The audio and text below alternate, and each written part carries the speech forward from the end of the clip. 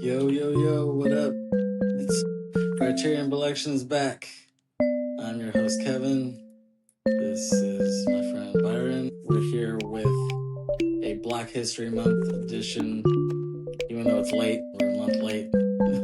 This is already Women's History Month, but we're catching up on the Black History movies. And, I thought about, which ones could we do? It could have gone a few different directions. But then I remember a movie that you showed me a couple of years ago that I was surprisingly impressed by, and that movie is called Brian Banks. I don't think it's that well known, really, but you showed it to me a couple of years ago. You said it was based on a true story, and I thought it was pretty good.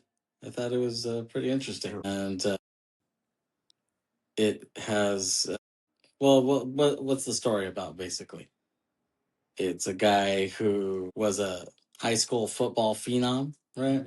He was like basically a no doubter for the NFL, but he got wrongly accused of rape, right? By a fellow student, fellow female student. And due to that, and he also had some shitty advice from his lawyer, and the judge was a prick.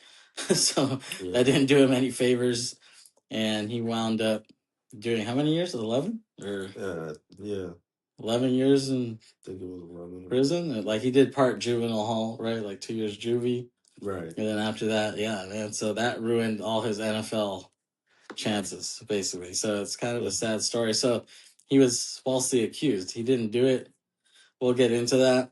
Yeah. I could see this movie. It was kind of like going kind of for the faith-based market, because like they've been doing these like faith movies lately. But I like this movie though, because it's not too preachy. Like it's kind of vague. Like it could be a faith one, but it doesn't have to be. Doesn't have to be on that level. Yeah. It could be a sports movie. It could be a legal drama if you want.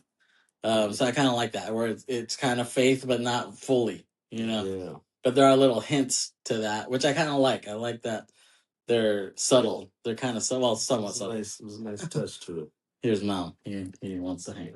Yeah, so I like that. It wasn't too heavy-handed. Like, a lot of times you see movies and they're kind of like, that's what they're selling it on, is the faith aspect. Yeah, that's their focus. Yeah, they're like, oh, watch this if you're a Christian, you know what I mean? Like, and that's cool if that's what you're into. Yeah. But like, it's cool to have a movie that you just get a mixture of stuff. So it has some of that in there, but I don't think no one would say it's completely a faith-based movie. Yeah, it's not like a total Ned Flanders movie. You know what I mean? Right. It's that's like somewhat sprinkled in, but it doesn't have to be just on that level, which I like. I thought that was good, because you're only gonna get a certain demographic if it is that. Yeah, exactly. People that like those type of movies, faith-based movies. Yeah. But if you just give a hint of it, then you can still attract a wider audience versus, we're just going just for that type of audience. Right. And there have been a few like faith-based hits that are like really preachy and really trying to get the Christian demographic, but I like that this movie doesn't really do that. And I think part of it is because of the director, who I was shocked did this movie. His name is Tom Shadyac. And so what he did before was he did Ace Ventura. He did the Ace Ventura movies. He worked with Jim Carrey a lot. He did Yes Man. He did Liar Liar. So, if those movies are pretty ridiculous. You know what I mean? Like, so the fact that he tackled a movie like this, I was a bit shocked. He also did Nutty Professor, actually. Yeah, he's got the comedy pedigree. Yeah, got class. Yeah, working with black and white, comedians alike.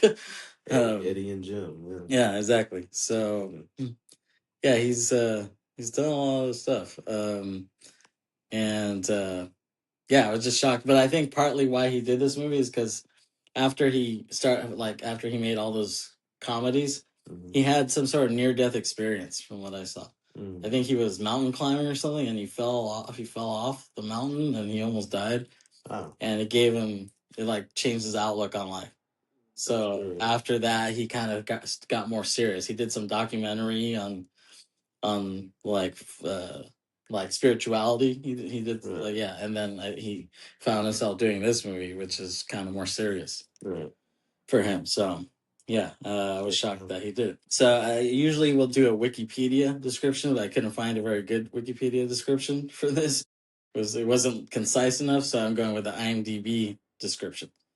So a football player's dreams to play in the NFL are halted when he is wrongly convicted and sent to prison. Years later, he fights to clear his name within an unjust system. So that's basically what it's about. The actor who plays Brian Banks is Aldous Hodge, who was in Invisible Man, the A24 production with Elizabeth Moss, which I actually liked. I don't hear a lot of people saying they love that movie, but I actually liked it. Yeah. And I actually thought he was British for some reason. He reminded me of like Idris Elba, kind of like so. I thought he was British, but I guess he's not. Right. But he does a good job playing. He plays a kid basically for a lot of it. He plays a 16, 17-year-old. So I thought he did a good job acting that out, actually. So we usually, when we're with Byron, we usually have his moments that he chooses from the film. Yep. And what's your first moment from this? The first moment was when the rape allegations start. So I wrote down that the girl eventually that he was making out with accuses him of rape. Right. That was the first moment. But the first moment that really crushed me, standing out for me, I should say crushed me, was when the police came to his house and kind of rushed him. They rushed in once the allegations were out from the security guard that the girl told. Right. You just see the police coming in. He's laying on the bed. And that was the first moment because that made it get serious. Right. Exactly. It was like, okay, he's actually going to go down for this. You know? Right. Actually, okay. So actually, let me lead up to that part then. So when the movie opens, we see kids playing on a football field, and Brian Banks looks on and he sees them playing, and so you're like, okay, he's watching the kids play, and then we see him playing at this Long Beach Community College. He's playing. He's in the full gear, and we see Greg Kinnear, who plays this lawyer Justin Brooks, and he's the head of this California Innocence Project. So their whole thing is that they try to tackle cases where situations like this happen. People were falsely accused and imprisoned, and they're trying to get their cases retried and get them out of prison. They've realized that they've been in there wrongly. Yeah, falsely accused. Right. So that's their whole thing, and they don't charge, right? That's like, I think that was the whole thing. Like, they don't charge fees for that. So I mean, that's pretty cool. If you're ever in that situation, try to find those guys. Yeah. They might be able to work wonders for you. Yeah, exactly. So Brian has to see his parole officer, and the parole officer, he's kind of a dick, right? He tells him, yeah, because he's by the book. Yeah. And Brian was, you'll see later in the movie if you watch it. Right. He needed to do something to help his case, but he's like, yeah, if you break this, you're going to prison again. Yeah. Because so it's breaking, He's on his ass, and he kind of doesn't have much sympathy for him, at least early on. Right. In the end, you see a little bit. Yeah. For the most part, he stayed a hard nose on him. He never really let up. He was just. Yeah, exactly. So, yeah, and the parole officer has a meeting with him and some other parolees, and there's like, oh, there's a new law in California, so you all have to wear this GPS tracker on you at all times, and you can't leave the county, right? Like, he tells them that you can't leave the county, you can't do this, can't do that. A lot of restrictions. Yeah, and he's like, what? He's like, I got to wear this? He's like, I told you, I'm trying to get back to the NFL. And he's like, NFL this. Like, how often I hear that? I hear kids every day say they want to be in the NFL, NBA. They want to be rappers. That's funny that he throws all those together. But this wasn't a kid just hoping and wondering. He was already prospected to go. Yeah, he doesn't know all that, or he doesn't care about all. He doesn't know how good he really was. He doesn't know and he doesn't care about. Yeah, but he was projected to already make it to the NFL. So that's funny because the parole officer, by stating all those things, he almost sounds like Dr. Umar or something like that. he's like, I always hear kids saying they want to be playing the NBA, NFL, they want to be rappers. Like, he went for the most like stereotypical things that he could mention. But it's just kind of funny. So yeah, and then we see we have a flashback, right, to when he's young, and it's him playing football at that time, and he basically says, "I was a sure thing.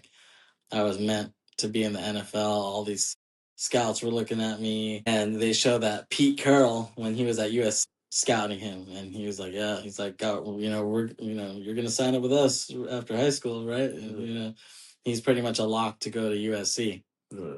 But then things changed, and everything changed on July 8th, 2002.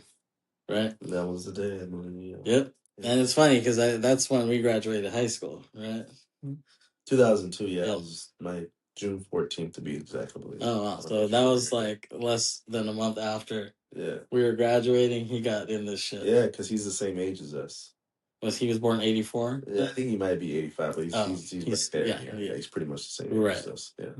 Yeah, so it's just kind of funny that we're kind of peers of him. Like this could have been our case. Yeah. You know what I'm saying? Exactly. Well, we're around the same age, not the same age, but high school around the same time. Right. So, if we got into some weird shit, it could have been us. Making out in some alley. Sure. I went to Bonita Vista. I'm sure there was people doing that. Yeah. I don't remember of any case like this happening. Right. But it just goes to show you there's probably a lot of other cases that are similar to this. Yeah. I mean, I wouldn't be surprised if at my school or some shit like that went down. Yeah, because I mean, you just do things. What he did was what a lot of people do. Right. Snuck off and did something. But the good thing is, and I know you'll give more commentary, he caught it. I'll let you get to that. Yeah, exactly. He caught what he was doing. Right. It didn't help him ultimately, but well, she ended up. He didn't. Yeah, exactly. Ultimately, because he tried to do the right thing. Because if they would have continued, then he would have got caught and she would have got caught. Right. He was smart enough to stop and leave the scene. So when she got talked to, he was already gone. Right. Which made it kind of worse too, because he couldn't say anything on his behalf. He had no rebuttal. Right. So it was just, we're going to take her word, and then the rest is exactly. what happens. So well, that's the thing. That's what's funny. The irony is it is Women's History Month, and they always say believe women. Well, it's like this is the one woman you shouldn't have believed. You know what I mean? Yeah, but it also speaks to the time, because I brought this up to other people in it. 2002, maybe a woman's word without hard evidence obviously got you somewhere. But I think in 2026, I don't think if a woman did this, a woman words have power, but I think you would have to have concrete evidence. Yeah. Which they never had. And so it didn't make sense for him to get locked up with just any person can just lie on you and you're just taking someone's word. I mean, could be credible, but you need more than that. Yeah. And not just that, but now just the technology there is now. You know what I mean? Like if I'm going to put someone in jail for a long time, I want to make sure that they, you know what I mean? I don't want to go off just a hunch or, they said it, but that's all I have is, Right, but part of it was him pleading that. He got horrible advice from his judge, from his lawyer. And that's my second moment. Right. We'll get to that. I don't want to get too far. Yeah.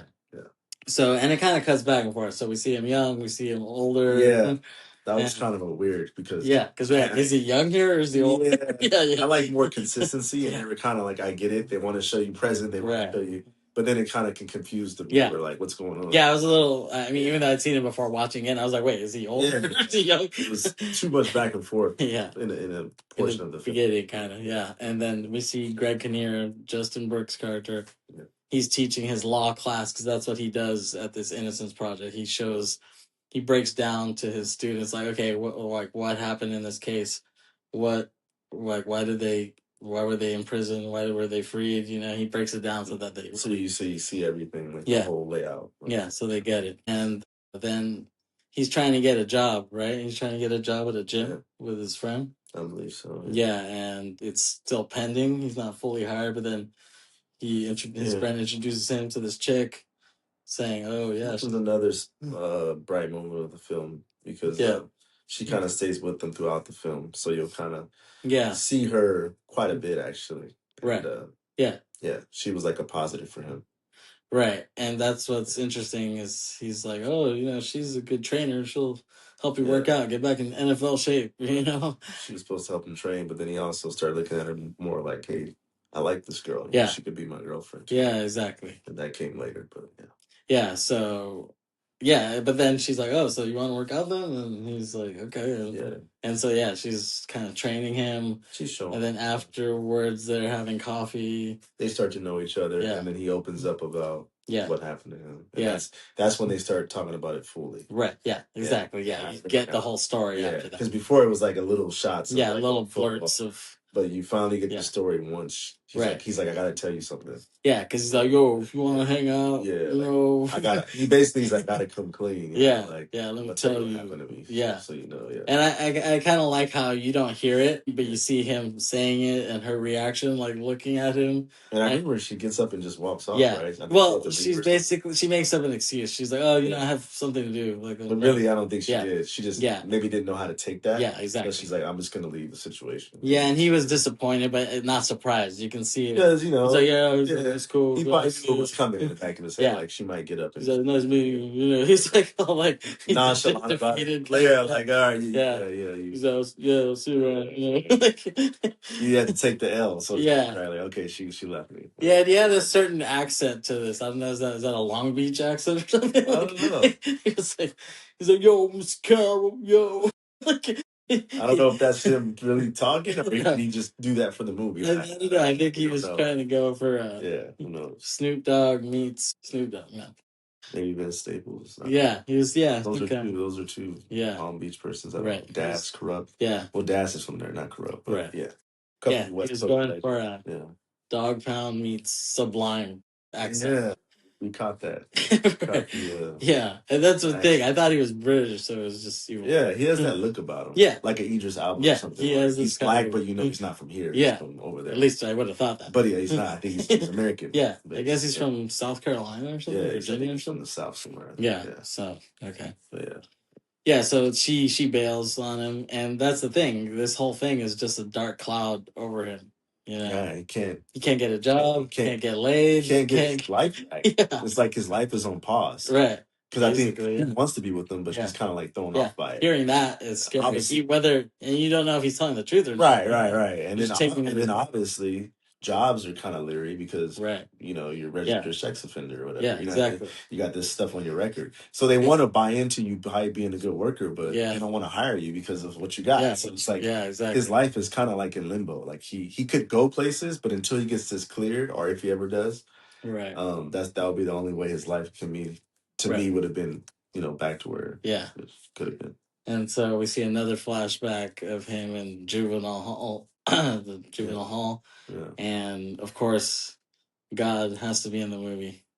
God, meaning Morgan Freeman, is in the movie. It's funny people refer to him as that, but he's the narrator of a lot of movies. Yeah, and he look at God, I guess maybe is. Well, because he played God. Actually, I guess that's where he worked with the director before, because they did Bruce Almighty. She played God. You could say that as well. Yeah, but but just the narration too. Yeah, I could see that. But they're trying to give him some sort of almost a Jesus type of quality or something to him. I guess so.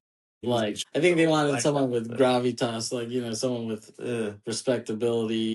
Yeah, he's got the movies. Just that voice, in his voice, like Brian Banks. There's only one Morgan Freeman. You can't get anybody else that's like him. Yeah. So he plays basically like a prison, like a juvenile hall teacher mentor. Yeah, and he really latches onto him. He's like, oh yeah, he was like there. He was like my to him. he was my rock while I was in there. But and then he says later that he was only there that first year. That's the only year he saw him. He never saw him after that while he was still in prison. Okay. He said he only saw him that first year, but it stuck with him for the rest of his life. But it's funny because sometimes there's situations like that where someone's like in your life for like a very brief period of time, but then they made a big impact on it. It's funny how that happens. Yeah. People don't need a lot of time to make a big impact. Yeah, and then you would have expected them to kind of be around more, you know what I mean? But it just doesn't happen for whatever reason. Yeah, it didn't pan out that way. Yeah, but it just sticks with you. Good. So Brian, he sits down with Justin's team, and he basically, like, they were like, okay, well, tell us what happened that day. Like, so we know, I think, because he was trying to get, I guess he sent his case to them before, but they rejected it. Right. But his mom was like, no, like, tell them who you are. You were just telling them, what the case is, and they blew it off, but like tell them your pain, what you've been through. So that's what he does. So, and then the other students there kind of have empathy for him. So they're like, all right, tell us the story again, what happened that day. So he tells them, he tells the story. And so that goes into this moment, right? Yeah. Of and so it's flashback to 2002, right? Yeah, so you could just go into what happened, and that's my first moment.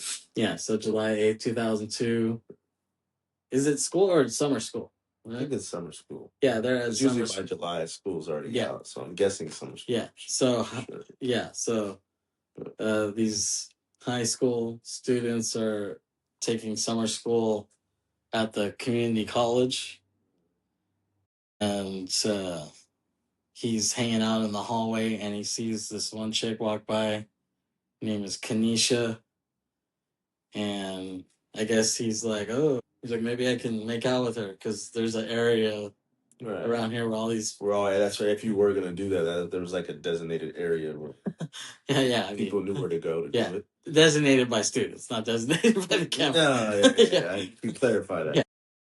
Yeah, like it's like the lovers lane, like the make out rock. There's not signs pointing to it. People just knew that's the area. That's just where you go. Yeah. So that's what. So he's like, "You want to go over here?" And she's like, "Yeah." So she's into it. I mean, the chick, she does a good job acting pretty ghetto. Like, like whether she's really ghetto or not, I bought it in the movie. Yeah, she exactly. Really played ghetto. Yeah, she played it off really well. I don't know.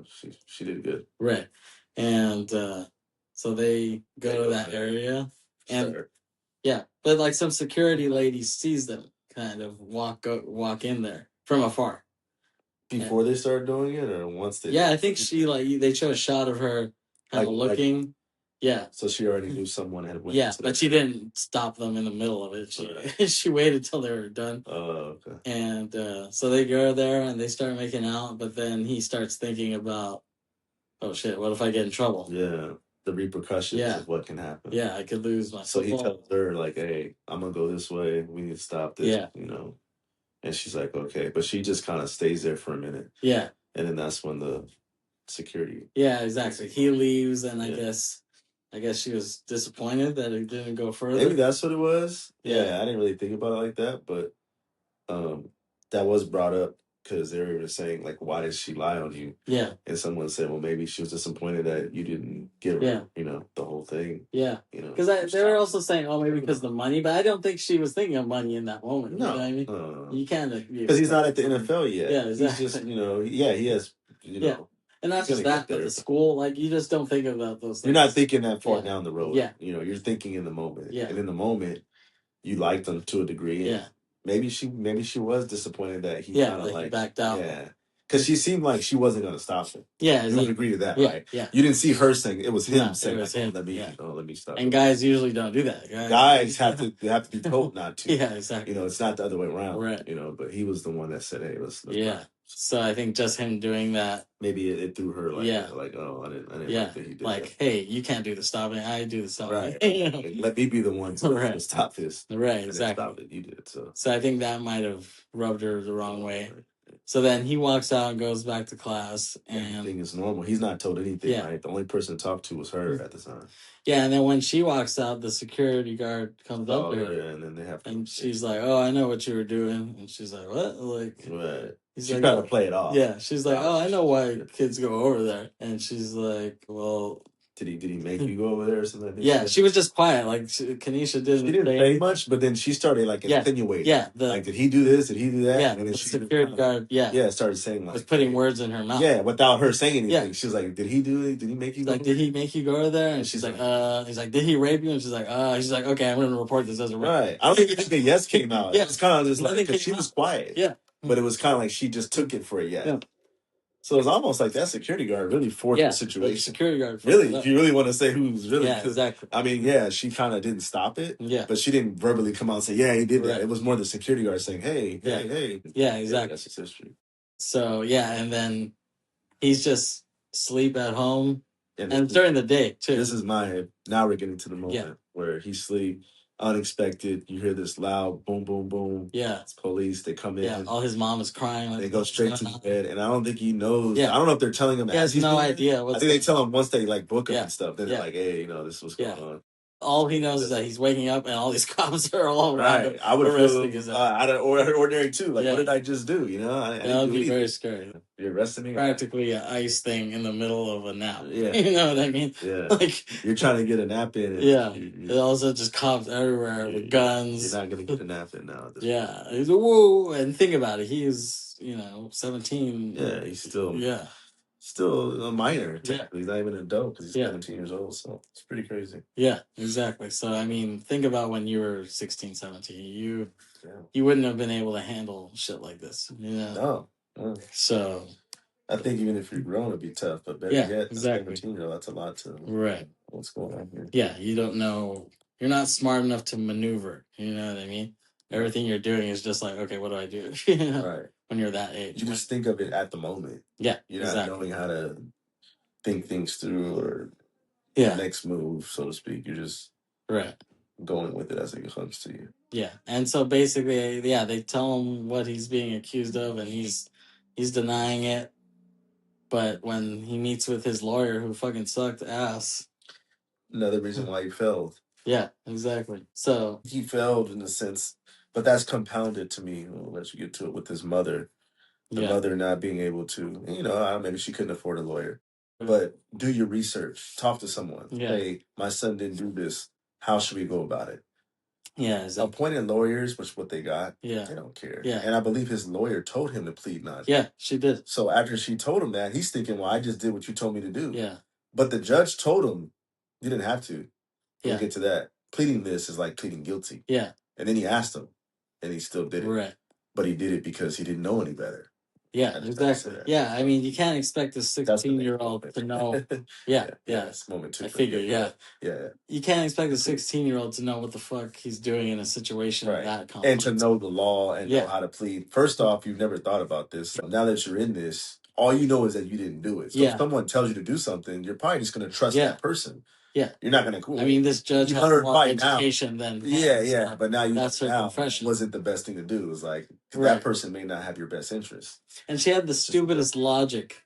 Because she said, she's like, I talked to the judge when we worked out a deal. That's what she said. Which I don't. So she tried to sell it to him like, I don't think that was the case. I don't think that was. She was thinking crap. Yeah, she was a lie. But like, what do you get out of losing the case and getting him in jail? I guess you still get paid because you have no connection to that person. I mean, I think she really thought her logic was. She said something like, "Oh, they're just gonna see you as a big black kid."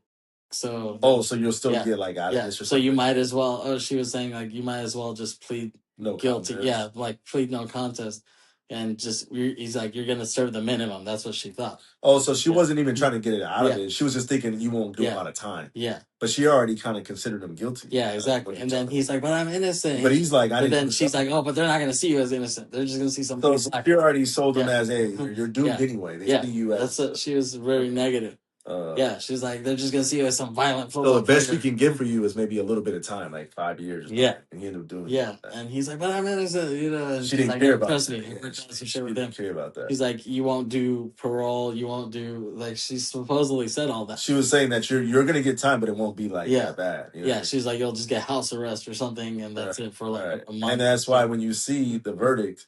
Or you see what he said, the Asian George. Yeah. The first person he looks at is her. Yeah, exactly. He's like, hey, I thought this was, you know what I mean? He tried to talk to her, but it's too late there. They already gave him. Yeah, exactly. No, that whole scene was really well done, and he acted that really well. He did, because he acted like he was really Brian Banks. Yeah, exactly. He acted like a kid, like, I don't know what I Yeah, like, I don't know what's going on. So you need to give me the cues here. Right. And the stupid fucking and rewatching that makes me mad. Because this really happened. Yeah, exactly. Yeah. This is not a made up I'm watching it too. It was like the fact that someone did this guy like this with so much at stake. Yeah, he could have. How you pleaded. If they would just went to trial, maybe they win. You know what I mean? But probably they win because he ended up getting exonerated in the end anyway. Right, exactly. We'll get to that, but it took a long time. But it took it took the best years of his life. It took that, and it took help from her.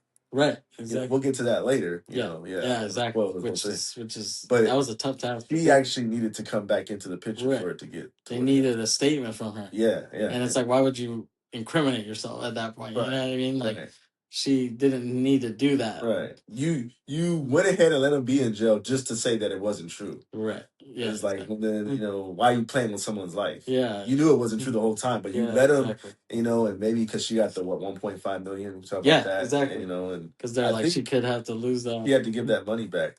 Yeah. Yeah. I heard that too. It was court ordered that. I heard that too. Once they realized it was all a scam, right. It wasn't true. Then that's why you can't just pay hush money. You like, if you really don't want to have to spend that, as a district, as a school, as a university, don't pay that. Like, look into it. You know what I mean? Yeah. That's a lesson for people, right? So to not do stuff. Yeah. So there's things you can take from this.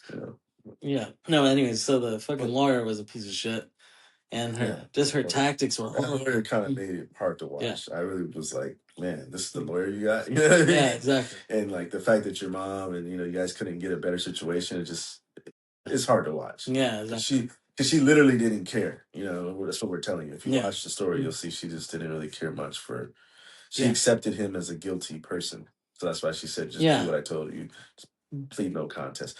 Which I heard is the worst thing to do. I talked to her friend. He was like, "That's the worst thing." Yeah. Because it's like saying guilt. So you might as well just say guilty. You know what I'm saying? Yeah, exactly. And he wasn't guilty. See, in this case, you knew you weren't guilty, and you knew there wasn't enough evidence. Despite how they look at you, all they have is her saying it. So that's why you should have fought it. Yeah, exactly. It wasn't. They don't have any evidence. It wasn't like you actually did have sex with her. Yeah. It was physical evidence or something. Then it would have been harder to say I didn't do it. Right. You didn't do anything but kiss her. Yeah, exactly. Kiss is not rape. So. And it was consensual too. Yeah, and the whole thing was consensual because he even asked her, "Do you want to go here?" Yeah, and she said, "Yeah."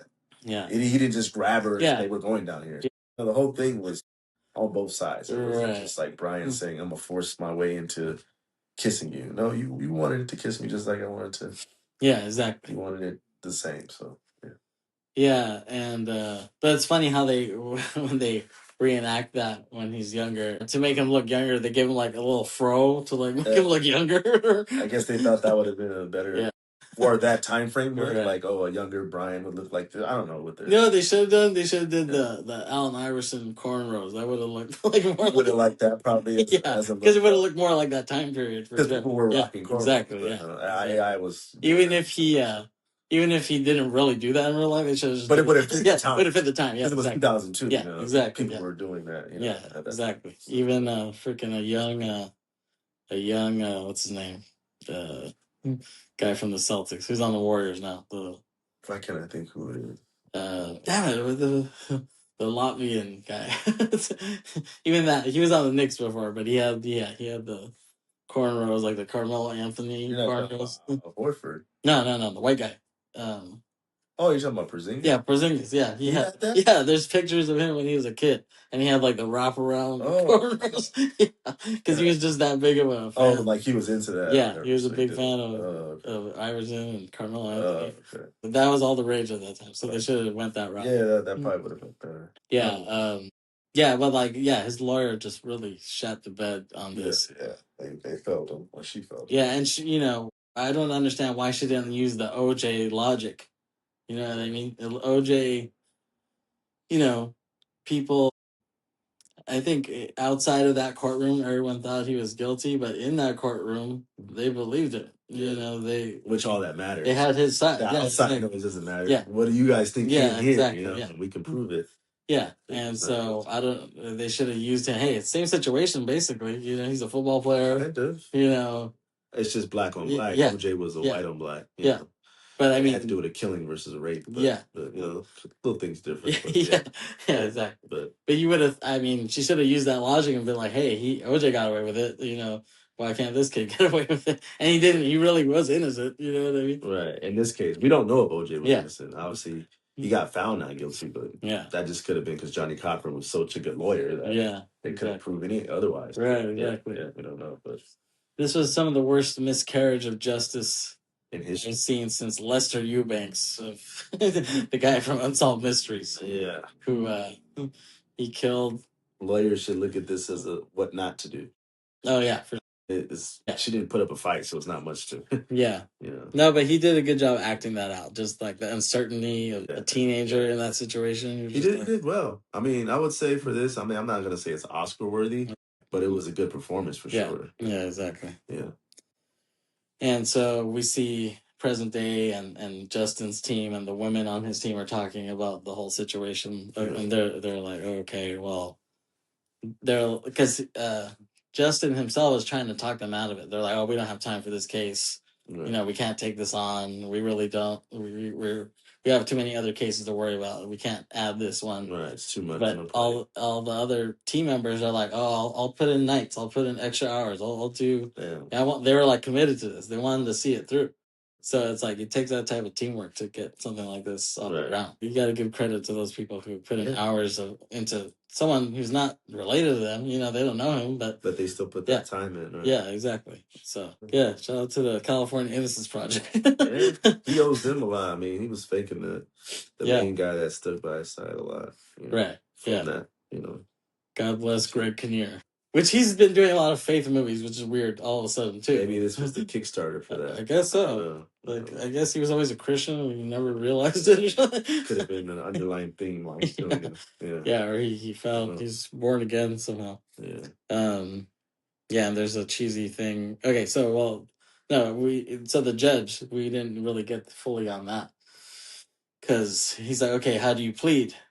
And he was like, okay, and he looked over at his. He's still not knowing, right? Like, hey, and he's like, no contest. And then the judge says, okay, he explains to him, you understand that pleading no contest is accepting guilt. Yeah, admitting guilt. Yeah. He's like, you're gonna do parole for 5 years. Yeah, he's like parole for 5 years, and then you're gonna be a registered sex offender after you get released.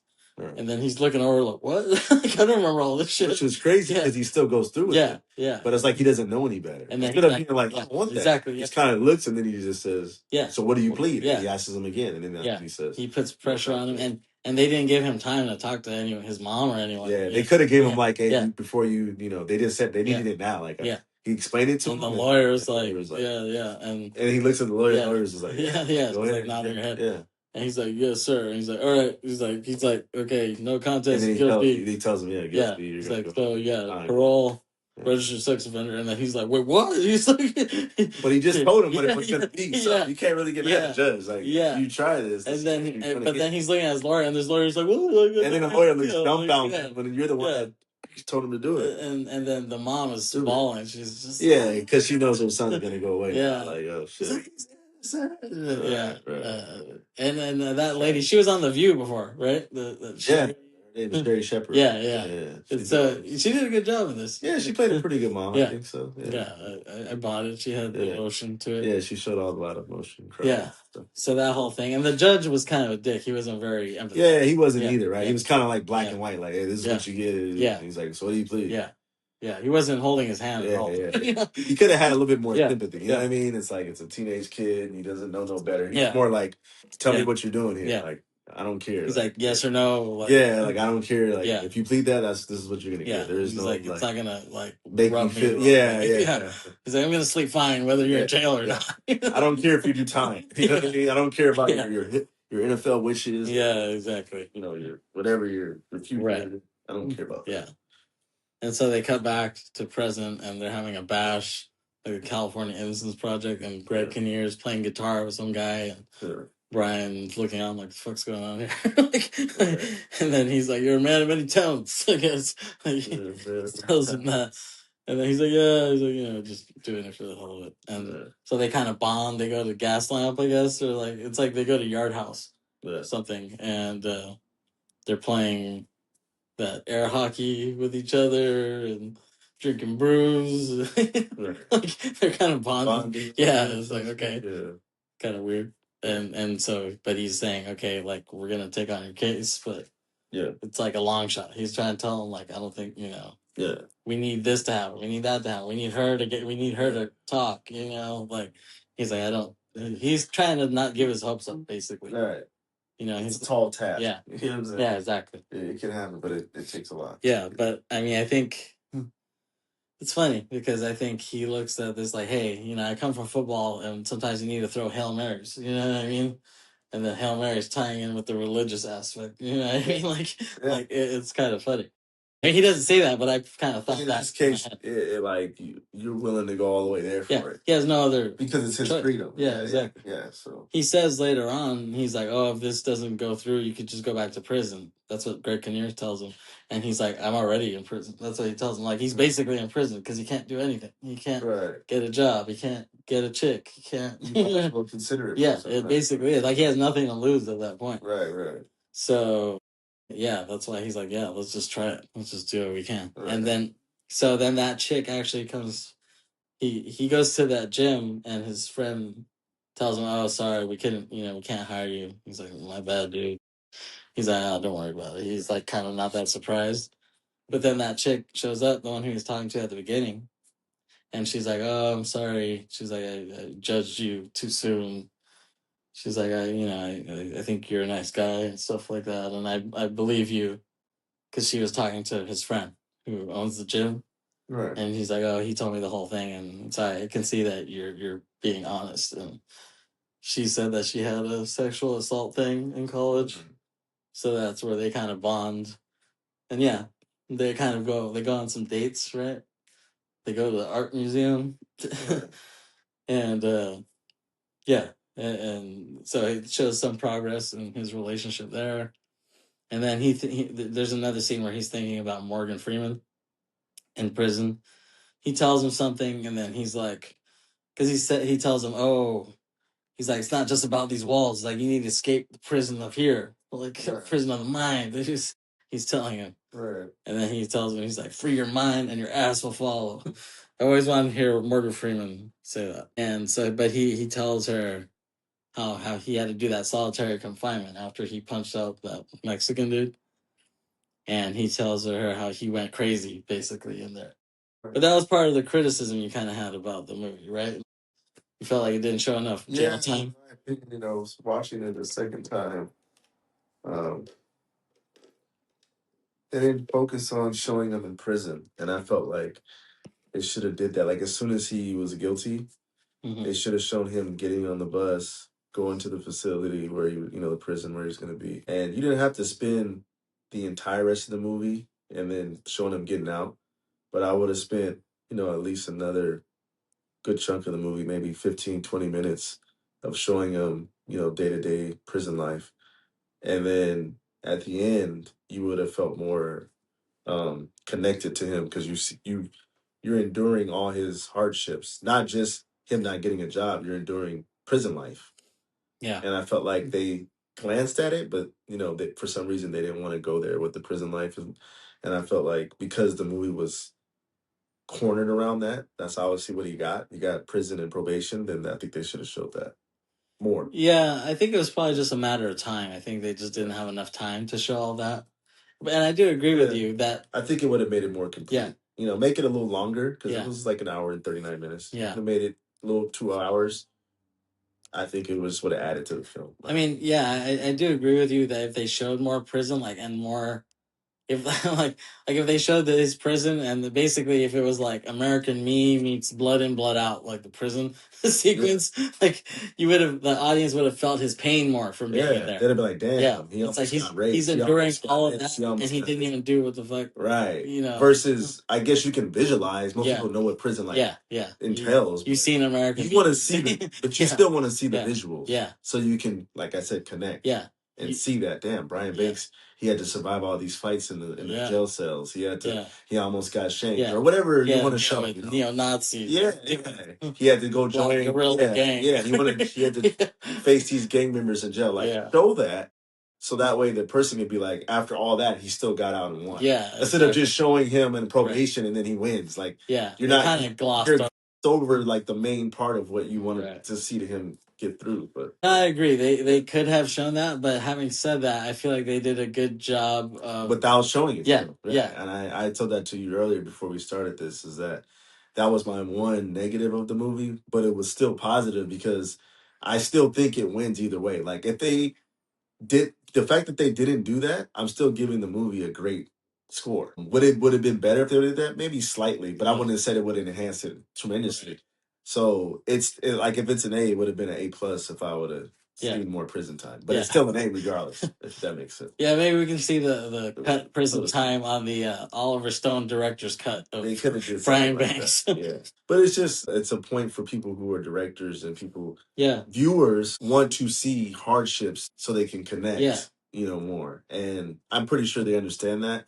But that's just an emphasis for people in the future doing movies like this or another one where someone goes to jail. If that's the cornerstone of the movie, of someone going to jail and getting out of that, I think it's important to let the viewers see it. Yeah, a movie is like a stew. You got to put all the right ingredients. You don't want to gloss over too many things because then it becomes like, to have a good stew, you got to have all the ingredients. Yeah. So to me, it's like they kind of just sprinkle prison. They didn't put enough. That makes sense. They just put a dollop of prison. They just went like this and said, take it. When you should have been like pouring a little bit more. Emerald Lagasse, like, here's prison. Black. I don't have to overflood it, but I want a little bit more seasoning. Prison. Yeah. You get the point. Yeah. So, Exactly. I think they just sprinkled it. Yeah. And then they did a little crush.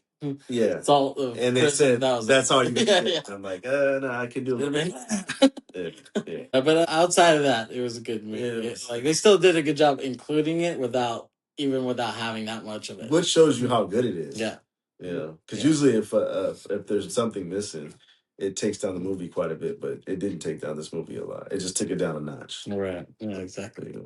So we see he's at home one day. He's like watching football. Yeah. It's on the background and he's on his laptop, as you do. I do that all the time. I'll have a Yankee game on while I'm on my laptop, on my phone. I think looking Pete Carroll comes in, right? Oh, no, not here yet. No. Oh, we're not there. No, he's on. He's on. He's logged on Facebook, and then all of a sudden you hear a bloop pop up. Mm-hmm. And he looks and it says, Kanisha has sent you a friend request. And he's like, what the fuck? He's like freaked out by that. Yeah. He sees that and it's like he saw fucking Conjuring 2 or some shit. Yeah. He's like, whoa. He's like, he falls out of his seat when he sees that. He's like, what the fuck? And he's thinking like, oh, what the hell do I do? Like, do I just be like, fuck you, bitch? Or what do I do here? Or do I accept it? Like, and he's smart. Because he's like, okay, let me think about this. He's like, okay, like, maybe I'll accept it to see where this goes. I think he knows he needs her to admit the truth of that. Once he got past the fact that he was so surprised, he started thinking of how it can help. Yeah, exactly. And so I if she's open to it, and she was telling him that from the messages. Yeah. Yeah, I guess once he accepted it, he was like, "Hey, can we let bygones be bygones?" Something to that degree. Yeah, I just want to reconnect, but she was playing it so nonchalantly, which is weird. Yeah, but that's what's like weird. You just put me in prison. You know what I'm saying? Exactly. Like, should you be careful? That's what he's thinking. Like, why would you even contact me? Yeah, like, he's like, how are you doing? He's like, well, despite what's going on, I'm holding up. You're like, what do you mean? You're the reason why I'm in this position. Exactly. So it's kind of a weird dynamic. Yeah, it was weird. It was like, I think she was trying to holler at him or something. like I think that was the same person that caused all this still wants to kind of get in. Caused all my pain, wants to. No, I don't think we can ever. Yeah. I can't ever love someone that did that to me. Yeah, exactly. Or even attempt to, Yeah, that was the weird thing. But that shows you kind of how fucked up she was. Yeah. The fact that she just played it off. Yeah. You know what I'm saying? Like, I can do all this shit to this dude. And she thinks I can. And then she also shows she didn't really think about the law that much, because by going back and saying it, you wouldn't think that he would record it. Right, exactly, yeah. He told you he wasn't, but what do you think you got to think past people. Right. Of course he's going to record you. So you got to think from her standpoint, that's the ghetto-ness and not knowing too, of, well, I'm going to incriminate myself. Being ignorant. Yeah, I'm being ignorant, and I'm going to admit, like, almost like if you want to lie, you almost want to stick with the lie. You know what I'm saying? In this case, you know what I mean? Because it's like, maybe after time, you feel like, oh, I want to do the right thing, but then you have to want to accept whatever comes your way. Right. So if they want to put you in jail for lying, then just know that you lied. So coming forward is not going to help you in anything. Yeah. It might help you for the fact that you can sleep at night, because I told the truth. Right. But now repercussions come with that. So that's why I was like, are you going to hold the lie? And the only person that wanted her to hold the lie was the mom. Yeah, exactly. We'll get to that later. Yeah, exactly. So he basically asked her, like, oh, can you meet with me and admit that I didn't rape you, because I can't get a job, I can't do any of this stuff, and then he tried to make it seem like just do this, and like nothing's gonna happen to you. Yeah, exactly. He bought into it. She's like, okay, he kind of tricked her, but I mean, he had to do it. He had no other choice, right? Exactly. Like, like you said, I'm in prison already, so I got to go all the way. By the way, this is moment 3. Just right. For me. Yeah, okay, got it. The friend request was right. It was 2. Yeah, there you go. It's like ding, moment 3. Right. Yeah. So he gets some other lawyer guy to basically like, okay, I want you to interview her. Yeah. And he's like, we're gonna have a hidden camera. He did a good thing of like putting the camera up so she didn't see it. He got the questions and the answers out of her, and so he asked her point blank, like, did he rape you? And she said no. And they got her on tape saying no, he did not rape me. Right. So which was moment 4. Yeah, it came quick because they connected. It was right after that. It was right after. Yeah. So and then he's all excited. Well, he thinks that this is great. Justin, yeah. And look, Justin. It was great. He pops it in, but it was also. And she's like, no, he did not rape me. And he's like, oh, he's all happy. And Greg Kinnear's like, no, dude. he's like, it's by law. You have to tell the person. He's like, did she know she was being recorded? He's like, well, no. He tried to say that there was something on the wall. Yeah. Remember that? He's like, well, he's like, that's not going to hold up in a court of law. Yeah, she has to. Like, she has to like actually have like written consent that he's being recorded. And he's like, man, fuck. He's like all pissed off, Yeah, but then he did a good job of not letting it letting it down. He's like, this is like, all right. He's like, all I got, man. You gotta. I'm in jail already. He's like, have you been to jail? He went on this emotional thing, and then he made that guy just be like, all right, fuck it. Like, I'm gonna go against what I just told you. Like, usually I wouldn't even go forward with this, but because you convinced me, even though we didn't get her consent, I don't care. We're still gonna try. And that's how compelling Brian Banks was to him, right? Like, basically crying to him, like, hey, man, like, this is all I got. Like, you have to do this for me. Yeah, Kinnear is like, okay, we'll see what we can do. He's like, no, like he didn't let it go. What you do? Yeah, and so he's like, all right, and then he says, like, if you're not gonna do anything about this, I'll go to someone who can. And he leaks that to the media, like the local news, basically Long Beach News, and that's how it really spread. That tape, seeing it on the news. Is that when he says yes after that, or was it right then and there? Because like he was still saying no, because you're saying he leaked it. Yeah, because he said the whole thing. He didn't end up using that in court. His lawyer, he didn't have that in court, but Brian was like, well, I look at it like, well, let me just look it out. Let me just show it because, if I get enough people to like say, exactly, to rally around it, it'll help my case. Yeah, exactly. Right. Which I think it did. No, I think without him getting the friend request and doing that, he doesn't exonerate his charge. I agree. He had to jump the gun. He had to like go around the system. Yeah, he had to. In this case, you had to do it the way you did it. Yeah, you don't exactly. So he took a gamble and it paid off. Yeah. So that being on the news, it spread. It got like to people. Yeah, people watched it. And it spread so much that his parole officer saw it too. And he had to talk to him. He's like, you're in violation. You're not even supposed to be in contact with her, right? Yeah. Why did you accept her friend request and all that? Why did you talk to her? But his argument is, I got on tape to her saying it. So you can say what you want. Yeah. That's a good enough. Just like she confessed that I did it, she's also confessing now that I didn't do it. Right. So. Yeah, and he's like, my ass is innocent. Right. I have some proof now, right? I mean. Yeah, and he's no physical, but obviously it was no physical to begin with. So this is just as good as anything. Exactly. And at that point, actually, he was going to drive to San Diego, but the parole officer stopped him. Because he was going to meet with the district attorney. He lied and said he had a job interview, remember? And he's like, you better not be lying to me, Banks. Yeah. And then he gets there late, and then he's like, all right. But they still go on and... They're like, dude, you're too late. But he was late because he was held up by his parole officer. He was like, he was going to get there on time. Yeah. He had to like talk to him for a long time. Right. And so... He didn't want to let him go. Yeah, so that... What's his name? Ruben Mateo? Was the guy? Or Rafael Mateo. That's his name. Yeah. Ruben Mateo was a baseball player from like 50 years ago. He's like, you need to get your guy down here right now, basically. Or and so when they finally talked to him, he's like, okay, well, I need a statement from her. I can't just use this video. And they're like, we need her. We need to bring her in somehow. And he's like, all right, well, like I don't know how we'll do that. We'll try. And so they're like, well, if you don't bring, if she doesn't come in, then they have to just gather evidence, but that might take forever, because they've already been doing that. And there was also a scene where his team, Justin's team, was interviewing other friends that they knew back then, and they interviewed her friend from that time, and they said that she said to them, "Oh, he didn't even rape me. I just said that." Okay, yeah. They admitted that she admitted that to them. So that was enough to kind of Right. Yeah. Got another. Yeah, and they were saying how her story always changed every time she told it. His always stayed the same. Right. His was consistent. Hers Right. was like back and all forth. over the place. Yeah. So he goes back to Long Beach, and his parole officer's like, "What the fuck, dude?" Like he's because he finds out yeah, he went there. Like, yeah, he's chilling his ass out. Yeah.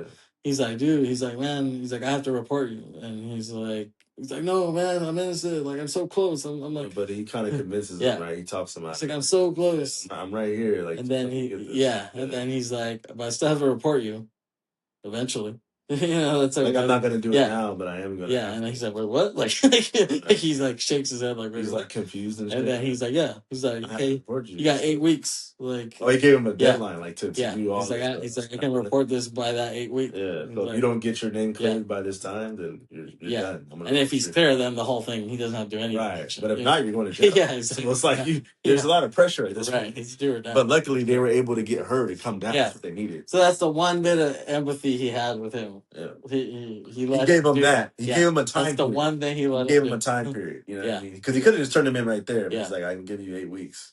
Yeah, but I think since he saw the tape and everything, he's like, okay, I guess he really is innocent. Right. And he's seen how hard he was going to bat for it. Yeah, like exactly. He had to go do. He was hustling. He was hustling, so to speak. So it's like, you got to give him that. Like you got to be, even though you're a hard ass, you got to give him that. He's doing everything in his power to try to get this shit cleared. Yeah. So work with him. Yeah. So. Yeah. So they have that. They're gonna have that hearing. And then the next step is to have her come down, and so they convince her, and I think her mom comes with her. Well, they're waiting a while, but then eventually, they show up because they're actually gonna be like, no. Yeah. And right as they said no, he's like, oh, and they saw the mom. And she was right there. Yeah, exactly. And then the mom was like, the only reason we came down here is to clear this shit up. Yeah. And the mom is still like, he raped her. Yeah. And then and her presence of her mom. Yeah. She stayed firm on with her mom. Yeah, exactly. She's like, but when she wasn't around, then she was kind of like giving in a little bit, but then when her mom was there, she was like, "What life? I'm going back to what life? Shit, he ain't do nothing for me." Like, so she's talking very negative on him. Yeah. But like I said, it was her mom that she felt like she was like, "Don't tell him nothing." Yeah. She's like, "Say the same shit you said the first time." It was almost like her mom was coaching her, like, "Don't tell them what I'm telling you to tell them." Right. You better not tell them nothing different. You tell me to tell them, I told you to tell them and all that. Yeah. So she felt like she probably had to, when really, she already had given up the truth before that, so it didn't matter. Yeah, because when the mom came, she was like loosening when they were talking to her. When she didn't say completely, but she was starting to give in a little bit, like, yeah, I did do that, yeah. But then the mom came back and then she switched up again. She's like, nah. Yeah, but even the district attorney, I think he believed Brian, but they just needed something from her. Just needed a line, anything from her. So they didn't get the complete, but I think the judge this time, seeing all that, he just was like, all right, yeah, and the same judge too, like the same Asian dude. He was like, all right, nope. Yeah, not this time. Yeah, not this time. I'm gonna let you're off the hook. Yeah. Yeah. So that's the end of it. Yeah. And there's a big celebration. And the crazy thing is, while he's celebrating, when he looks down at the car, who does he see? Oh, PO guy. Yeah, exactly. Parole officer. Yeah. And he kind of gives him like a head nod, but it was still like a tough look. Yeah. Like he didn't want to go embrace him, like, you won. He was kind of just looking at him like, all right, yeah. Like I kind of salute you, but I'm not like overly enthused for you. Yeah, he was still playing a hard ass to me. Yeah, but he kind of gave him like, all right, you won. Like it was like the look that Ryan gives Jake and Never Back Down the next day after they fight. I never seen that. After they fight, he gives him this look like. Kind of like, you kicked my ass, but like, you know what I mean? Like that PO gave the same look to Brian. Yeah, basically. Which I plan on talking about that movie sometime with my sister. Yeah, so that'd probably be a good one. Yeah, it'll be a funny one. Yeah. But yeah, you see that, And then, they put his arm up like he's like a champion, because he just won the case. Yeah, exactly. And then you see the rest of his life, he obviously wants to get to football. You get to that. And then, what's cool, the next scene is just he goes to the park and he sees kids playing football and he can play with them now. Because he was banned from parks as a sex offender. Yeah. You can't be within 25 that was feet cool of a park. because how does the movie start? Exactly, yeah. So park, you know what I'm saying? So a lot of times they bookend movies or stories. So that's what this is. That's what I mean by full circle. Yeah, like, and as we began. Yeah, and that showed you that. Yeah, right. That was cool. Yeah, so he's like, "Yo, trying to play." So he gets the ball and starts playing with it. Yeah, he starts playing. And then it tells you what happens. He obviously still wanted to go pro. He does go pro. He tried out for the Seahawks. Yeah, so he gets a call. Yeah, he gets a call here. It was Carroll. And he's like, right? And he's like, Coach Carroll. Yeah. And he's like, he's like, congratulations. He's like, oh. But it was like really soon. He's like, can you be here like Monday? And he's like, yeah. He's like, can you go flight to Seattle on Monday? Yeah, like I need you here. And he's like, I'll get there. He's like, we might need you in Seattle. He's like, So like, that's the thing. The Seahawks had just won. So they had just won 2012. That year. Super Bowl. Yeah. Sure. But Pete Carroll lost all credibility when they lost the next year, calling that shitty play against the fucking Patriots. Man. That was all him. They could have just went beast mode and they would have won the fucking They could have just ran it when they threw it or whatever. Yeah. Just could have given Marshawn and he just could have jumped over everyone. People will never let go. I've heard about that was the stupidest why would you do that? Right. thing. And they cautioned you. The bad thing is they cautioned you. It's not just saying it. Like you made a bad play that cost you. And you know what the stupidest thing is? Is that they used statistics to determine what would be the best play there. That's how they came to that? That's how they came to that. Oh my God. Yeah.